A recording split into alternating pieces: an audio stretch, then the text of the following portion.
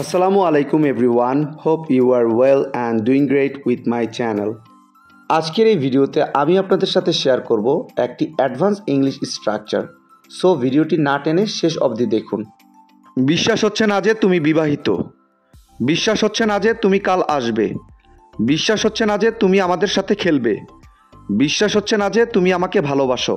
এই প্রতিটা বাক্যে যে জিনিসটা কমন আমরা দেখতে পাচ্ছি সেটা হলো বিশ্বাস হচ্ছে না যে। সো যখন আমরা কোনো সেন্টেন্সে এই ধরনের বাক্যটি দেখতে পাবো সেক্ষেত্রে আমাদের ব্যবহার করতে হবে it's hard to believe that. এই টাইপের বাক্যগুলোকে ইংলিশে বলতে হলে সেন্টেন্স স্ট্রাকচারটি হবে it's hard to believe that plus sentence. চলুন তাহলে এই স্ট্রাকচারটি দিয়ে এক্সাম্পলগুলি দেখা যাক। বিশ্বাস হচ্ছে না যে তুমি বিবাহিত। It's hard to believe that you are married. It's hard to believe that you are married. বিশ্বাস হচ্ছে না যে তুমি কাল আসবে। It's hard to believe that you will come tomorrow. It's hard to believe that you will come tomorrow. বিশ্বাস হচ্ছে না যে তুমি আমাদের সাথে খেলবে। It's hard to believe that you will play with us. It's hard to believe that you will play with us. বিশ্বাস হচ্ছে না যে তুমি আমাকে ভালোবাসো। It's hard to believe that you love me. It's hard to believe that you love me.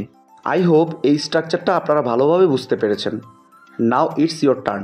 বিশ্বাস হচ্ছে না যে সে আমার সাথে দেখা করবে। বিশ্বাস হচ্ছে না যে সে আমার সাথে দেখা করবে। এই বাক্যটি ইংলিশে কি হবে আপনারা কমেন্টে লিখে জানাবেন।